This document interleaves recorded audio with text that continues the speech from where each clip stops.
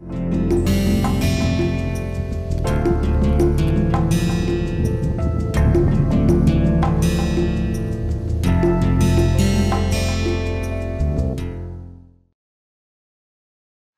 to the next lecture of this course, here in which we will be trying to cover stress strain curve, elasticity and Poisson's ratio. In the previous lecture, we were trying to look at stress strain, relationship between stress and strain.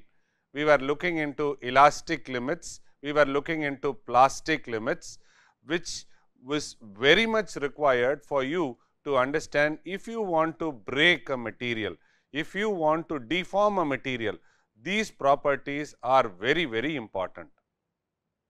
Now, in this lecture, we will have little more understanding of the same. So, the content of this lecture is going to be stress strain curve, elasticity, then we will try to see Hooke's law. Last class also we saw a relationship, stress equal to E into strain, where E is the Young's modulus, that is nothing but Hooke's law. Then proportionality limit and elastic limit, plastic deformation, ultimate tensile strength and fracture point. Ultimate tensile strength is the maximum load it can take is ultimate tensile strength, wherein which the material has already started deforming. Fracture point is a point where the material yields off. If you try to take a glass, if you try to throw a stone, it is nothing but an impact load. When the impact load is applied, immediately it fractures. So, fracture point, Poisson's ratio, then real world application, and finally, we will do a recap. So, this is the stress strain graph for a typical material. So, you have a stress in the y axis and strain in the x axis. We have already seen the elastic deformation, which is the elastic limit. After the elastic limit starts the plastic. So, plastic limit, right. So, elastic limit point, and then you have a fall down, fall up, fall down, fall up. Then you see a yield started increasing. So, this is a yield point. From here it starts, the yield point keeps on be increasing and it goes to a maximum tensile strength or ultimate tensile strength, and then onward starts the failure. So, this is the plastic deformation and this is the elastic deformation. So, here we try to make it for hard material, this will be there, and for soft it can go for this small and up and down motion, peaks are there. Okay. So, this material, when the ultimate tensile strength goes down, it is said to be a weaker material. When it goes up, it is said to be a stronger material. If it goes in this direction, it is the toughness of the material, and if it goes in this direction, it is going to be a brittle material. So, with this you can try to talk about the material response to the forces. So, the stress strain graph is a stress strain curve is a graphical representation of the relationship between the stress applied to a material and the strain what it experiences. This curve provides valuable insights into a material behavior under the load. It is as though ECG taken or a pulse taken from a patient. So, we try to infer the health. In the same way, by doing so, we try to infer what is the material response which we can get on applying load. So, these are some of the points in the stress strain curve. So, the stress strain curve shows how stress increases as strain increases on the material. The key points are proportionality limit. Proportionality limit is the initial straight portion of the curve. Here, stress and strain are directly proportional according to Hooke's law. So, that means to say here within the elastic limit. Elastic region up to the yield point, from here starts the yield, irreversible. So, up to the yield point the material deforms, but returns to its original shape when the stress is removed. This is elastic, right. yield point, the point where the curve deviates from the linearity. Beyond this point, some small deformation which is permanent is left on the material, yield point. When I want to bend a material, I will try to keep applying force till a point such that it starts bending. That point is called as yielding. So, plastic region, once it crosses an elastic limit, it gets into the plastic region. So, in plastic region, the deformation retains. The curved region where the material undergoes permanent deformation, it can no longer fully return to its initial shape. The ultimate tensile strength is the highest point on the curve, representing the maximum stress the material can withstand. So, here till here it does not deform, and after here it deforms, and when it deforms it keeps increasing. This will be the highest point, after which the material gets into a failure. So, how does all these things happen? If you go back to the residual stress we saw type 3, where in which you inside a grain there are dislocations, right. So, type 2 and type 3 residual stress, you will have the dislocations which are inside a grain. All these dislocations will be moving and it will be trying to hit at the grain boundary. So, this is a grain, right. This is the grain boundary. So, it will hit at the grain boundary. So, once it is trying to hit at the grain boundary, these dislocations will be arrested. Because of this arrest happening, the ultimate tensile strength increases. If you want to reduce the ultimate tensile strength, if you expand the grain, then there is lot of space for the dislocation to move, the yield is expanded. So, once you have touched the ultimate tensile strength, the next is going to be the failure. The failure is the fracture point, the point where the curve dips sharply, indicating the material has broken down. So, in your engineering at your college, you will be trying to do a tensile test.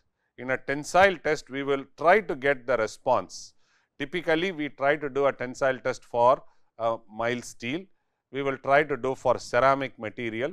We will also try to do a polymer material, or you can try to take a ductile material like aluminum.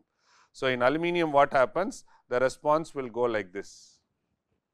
Stress is basically how hard you are pulling on the rope. The stronger you pull, the higher the stress. It's like the intensity of squeeze you are putting on the rope. Strain is how much rope stretches because of your pull. The more you pull, the longer the rope gets compared to its original length.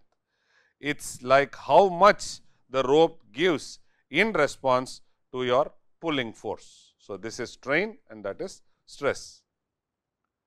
So, the stress is the internal force acting per unit area within a material. Strain is the deformation or change in size or shape of the material. The curve typically has linear region followed by a non-linear region and a point of fracture. The linear region is known as elastic region.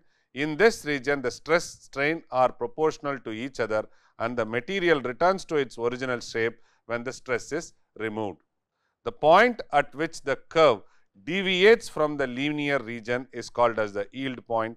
Beyond this point, the material exhibits plastic deformation, meaning it will not fully return to its original shape when the stress is removed.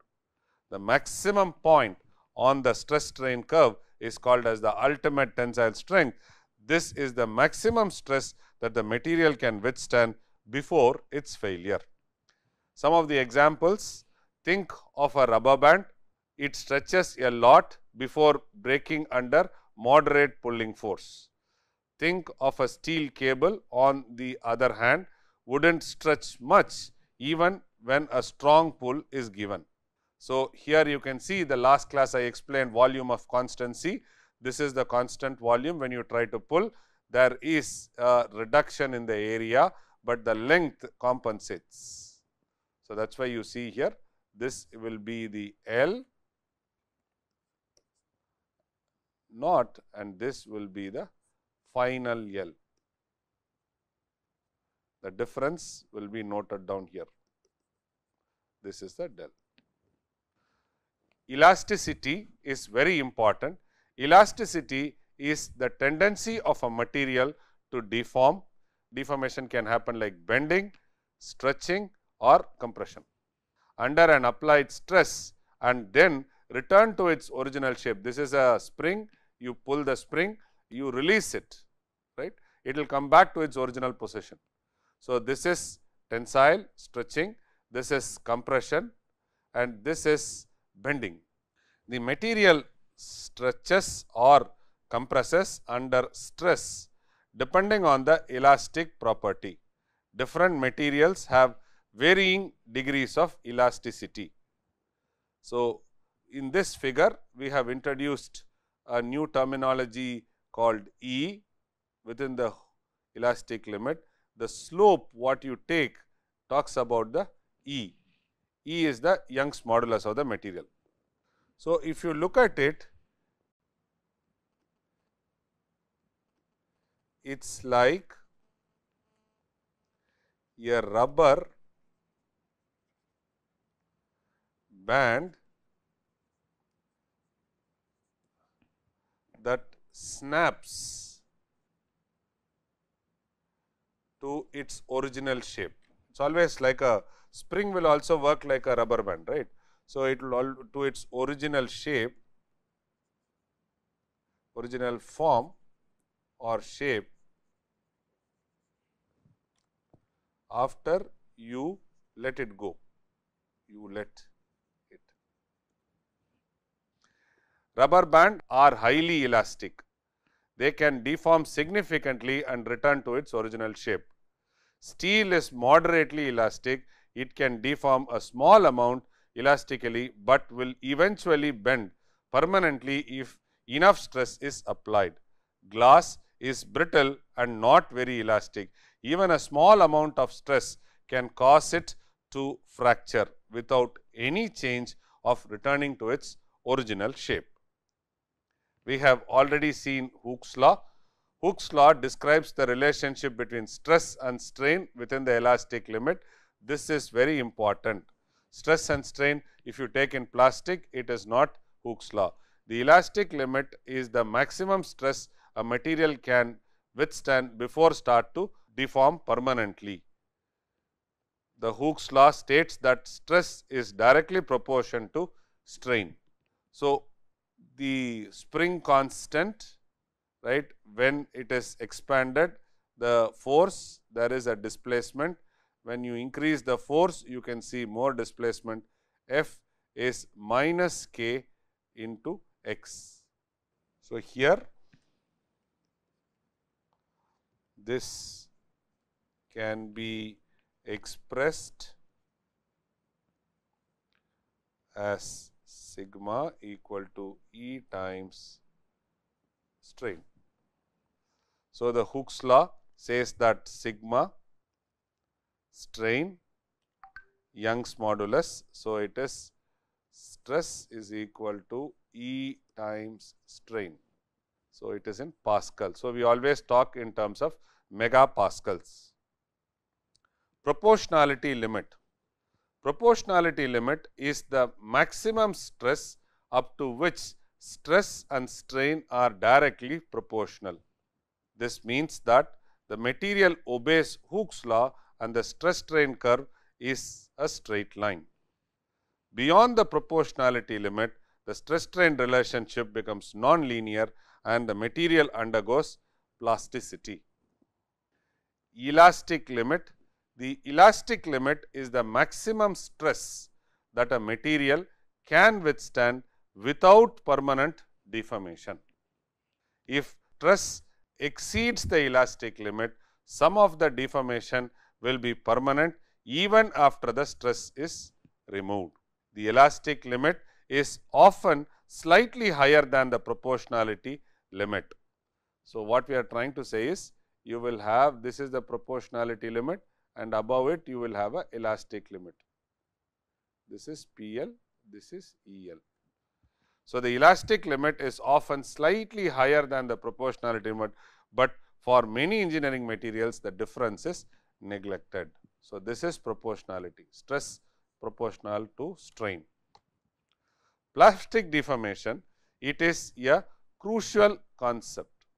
It refers to the permanent change in shape or size of a material that occurs after a certain level of stress is applied. So, you can see here, this is in plastic deformation. You see here, when you apply load, there is a slipping happening between the stacked atoms, right. So, this there is a yield which happens and then the material is moved. So, here if you see, this is a material, there is a shearing, you can see the material is sheared in one direction and the bottom is kept in the other direction. So, unlike elastic deformation, where a material returns to its original form after the stress is removed, is plastic deformation, is a permanent deformation of material after the yield point is suppressed. The plastic deformation generally occurs beyond a yield point. This yield point is a point on the stress strain curve where the material transitions from elastic to plastic behavior. So, from elastic to plastic. Once a material undergoes plastic deformation, it will not return to its original shape even after the stress is removed. So, here if you see that there is a slip which is happening and there is a twin direction which is there. The amount of plastic deformation a material can withstand before failure depends upon the material property. Examples of plastic deformation: bending a metal rod beyond its yield point will cause it to remain permanently bent. Squeezing a clay ball, which causes it to permanently deform into a new shape. The formation of dents in a car bumped during a collision is an example of plastic deformation. So, in plastic deformation, they will try to have as much energy as it can try to store or it can try to take, such that the shock of the bump or the accident is not transmitted to a passenger who is driving the car.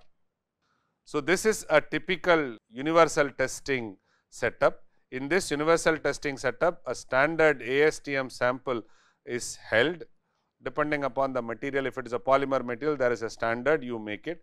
If it is steel, you make a dog bone sample. So, you make the sample and you load it in the universal tensile testing machine, you pull it up. So, now you see the response. The movement of the top and bottom is done at a constant rate. This is only uniaxial, right, along one axial. Today you have biaxial.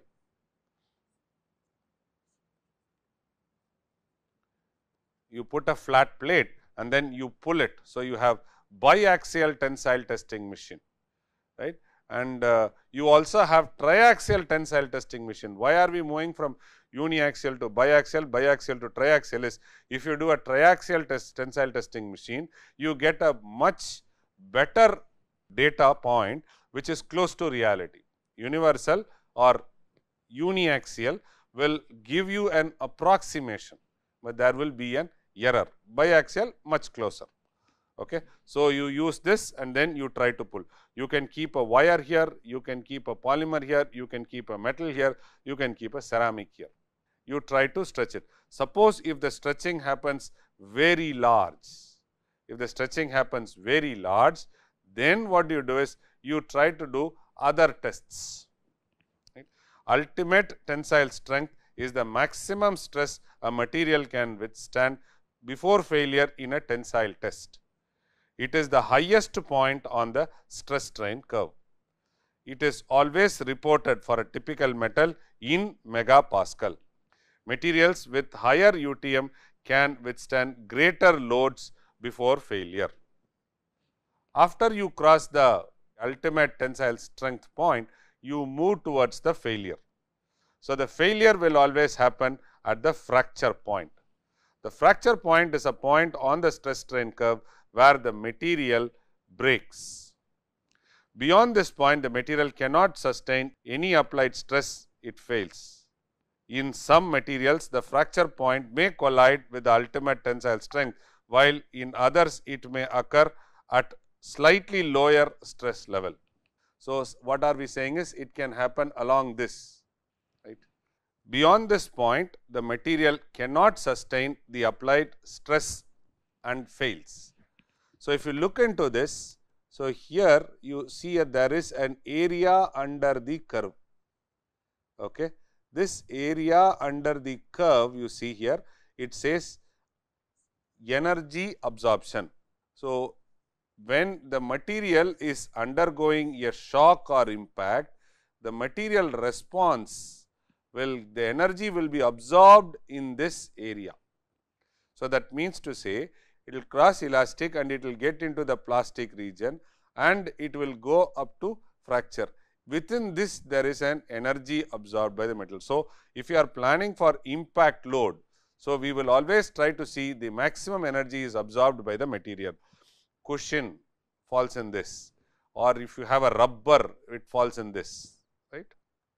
The next concept is Poisson's ratio. Poisson's ratio is a very important terminology. When we do tensile test, we always ask what is the Poisson's ratio.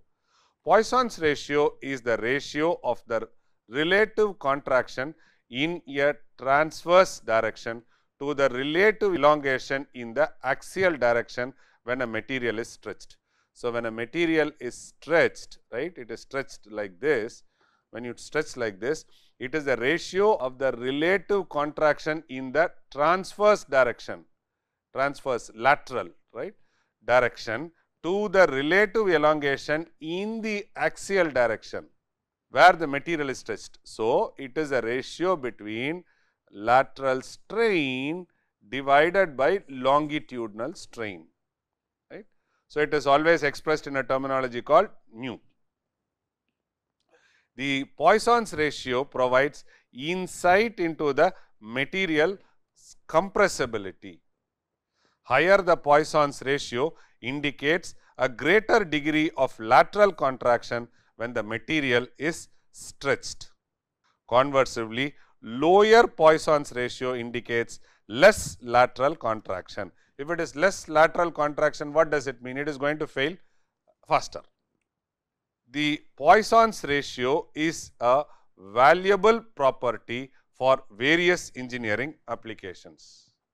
It is used in conjunction with other material property like Young's modulus to perform stress analysis and predict the behavior of the material under load.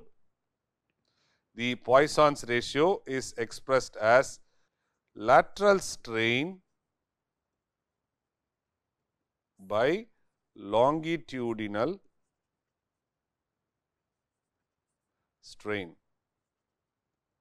It always takes a value in negative for metals. So, it can vary from 0.1, it can go up to 0.5. So, here are some of the values for various metals we have displayed.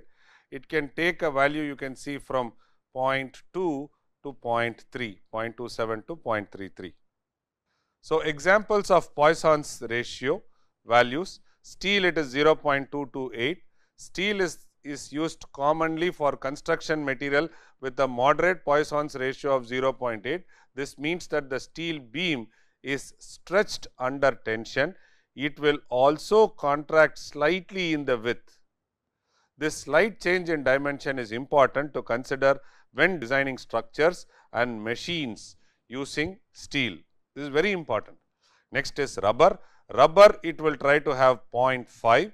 Rubber is known for its elasticity and high Poisson's ratio of 0.5.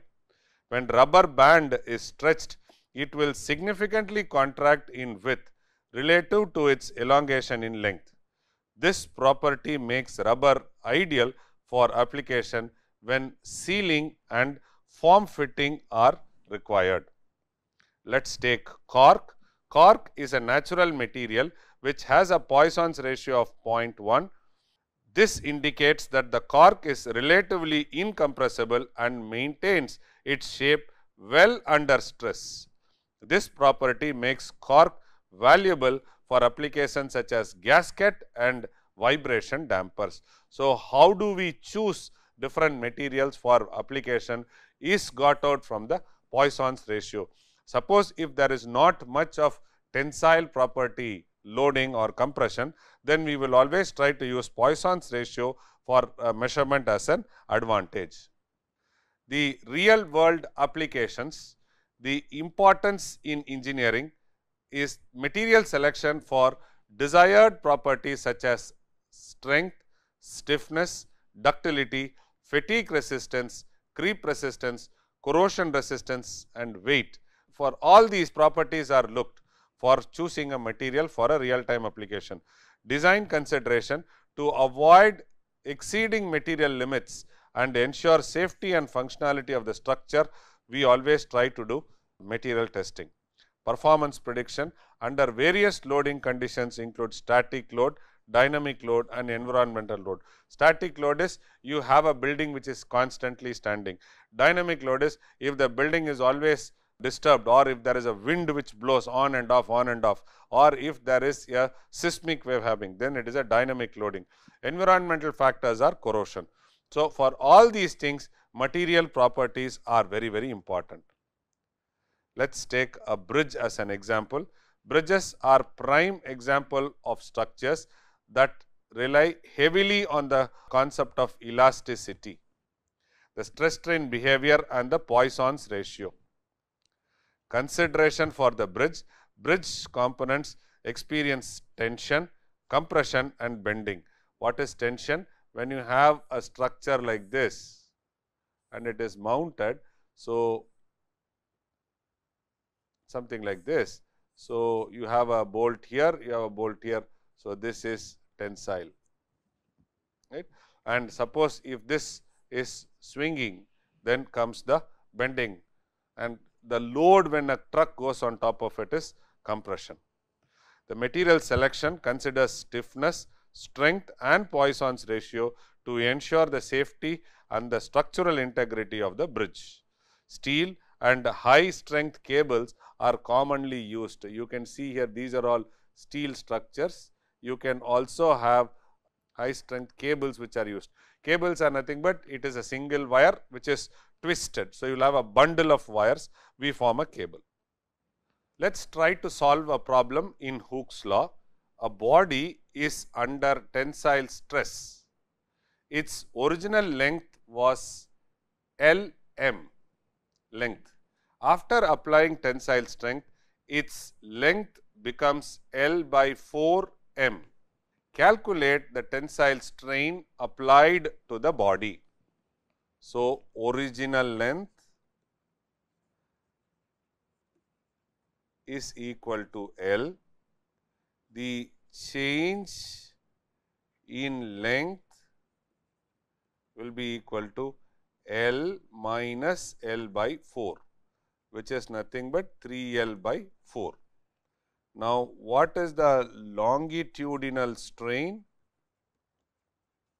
Strain is equal to change in length divided by original length,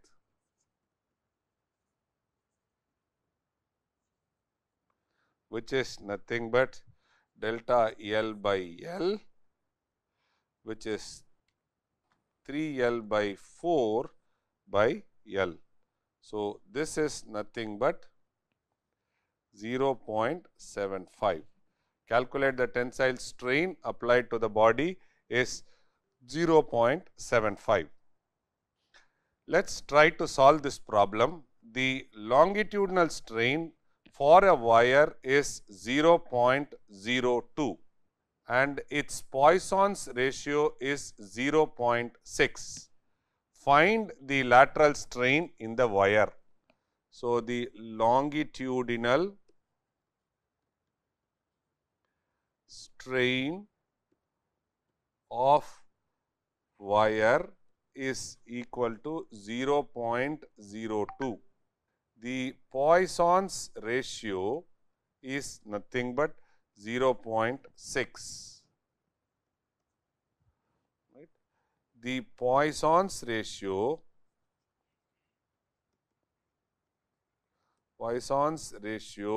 is defined as lateral strain by longitudinal strain,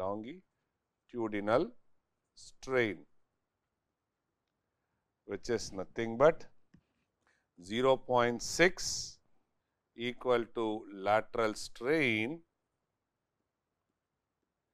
divided by 0.02. So, lateral strain is nothing but 0.6 into 0.02, which is 0.012. So, the lateral strain in the wire is going to be 0.012. To recapitulate what we have seen in this lecture, we saw stress strain curve. We saw how is the stress defined in the context of material science. What does Hooke's law state? What is Young's modulus of elasticity? What does it measure? What is the difference between the proportionality limit and the elastic limit? Define plastic deformation we saw. What is UTS of a material? How is Poisson's ratio defined? What is typically observed in the plastic region of a stress strain curve? What are the concepts of stress strain curve, elasticity and Poisson's ratios important in engineering? Let us take a simple example. You are trying to take a clay, a cuboidal clay. It can be clay which is used for making China clay, we say, wherein which this clay you are taking it and then you are trying to make shapes like cup, right, and you are trying to make flat plate from this, and then we are also trying to make rollers from the clay whatever you have. So, now for each of these applications you should try to figure out what is the load you apply and how do you get it uniform. So, this is one example you will try. The second example is you will try to take a thick sheet and you will try to beat the sheet and then try to make a shape like this. The thickness of the sheet can be 0.3 millimeter. Okay. You will try to beat. So, when you try to beat, you will try to see to get this shape what are the loads you apply, right, and you will try to beat it to such a level. First you do first step, then you will do a very high aspect ratio step. At some point of time it will try to fracture. Try to do up to this level. When it fractures, you try to see what happens at the fractured portion. Now, here you are trying to do experiments in trying to understand the stress strain curve. So, here the plastic deformation will start, it will continue up to ultimate tensile and here comes the fracture. So, please try to do these two examples so that you will start appreciating what you studied in the lecture with real time application. This will be clay, this will be a thin sheet of metal, right. So, with that I would like to thank you. As usual, we have used the following books as references such that you can try to understand the concepts more clearly. Thank you very much.